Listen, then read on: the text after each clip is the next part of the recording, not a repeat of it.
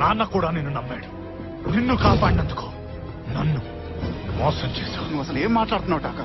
నువ్వు తప్పుగా అర్థం చేసుకుంటున్నావు. మనం కలిసే ఉండాలి. నీ వల్ల చాలా పోగొట్టుకున్నాను ముఫాసా. ఇప్పుడు నీ ముందు వాడిప్పుడు మాలో ఒకడు. నా కొడుకు పేరు షాజు. షాజు నా కొడుకు బ్రతుకుంటే ఇదంతా వాడి సొంతం అవ్వాల్సిందే. తనకి దక్కంది నాశనం కావాల్సిందే.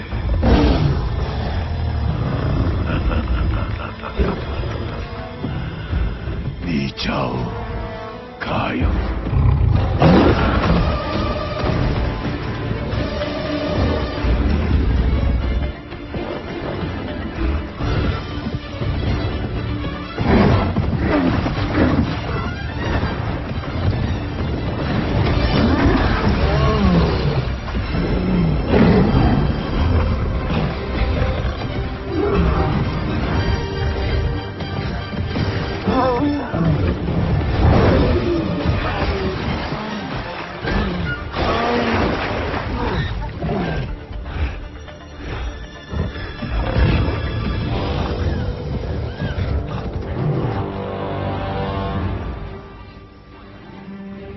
మాట వినండి. మీ సాయం లేకుండా మేము వాళ్ళని ఓడించలేము.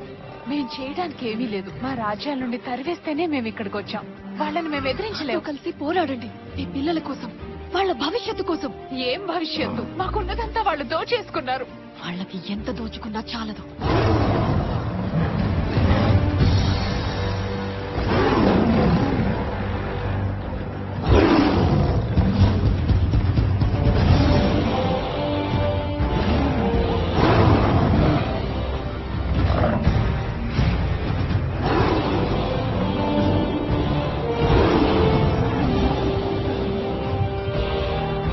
నా పేరు ముఫాసా. మీలాగే నాకు ఏ రాజ్యం లేదు. కానీ మీ ముందు తలెత్తుకొని ధైర్యంగా నిలబడ్డాను. మీరు భయపడుతున్నారని తెలుసు. నన్ను నమ్మండి. మీ ముందు నేనుంటాను.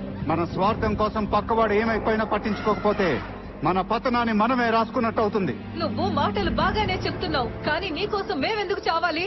ఈ రోజు వాళ్ళు సింహాల్ని మాత్రమే చంపాలని చూస్తుండొచ్చు. కానీ ఈ రాజ్యం ఒక్కసారి వాళ్ళ సొంతం అయితే రేపు మిమ్మల్ని ఎవరిని ఇక్కడ ప్రాణాలతో ఉండనివ్వరు. ఒక సింహం అనుకున్నంత మాత్రాన మిలేలే భవిష్యత్తు మారుతుందన్న నమ్మకం మాకు లేదు. ఎందుకు లేదు? నీలో సింహాల కన్నా పెద్దవైన ఏనుగులున్నాయి, బలమైన అడవి దున్నలున్నాయి, వేగమైన చిరుతలున్నాయి, ఎత్తైన జిరాఫీలున్నాయి. మీరందరూ తలుచుకుంటే ఎంతటి బలమైన శత్రువునైనా చిటికిలో మట్టి కరిపించేయగలరు. ఒక్కసారి ఆలోచించండి. మీలో సింహాల కన్నా పెద్దవైన ఏనుగులున్నాయి. నా ఊపిరే మీ ఊపిరి. మీ పోరాటమే నా పోరాటం.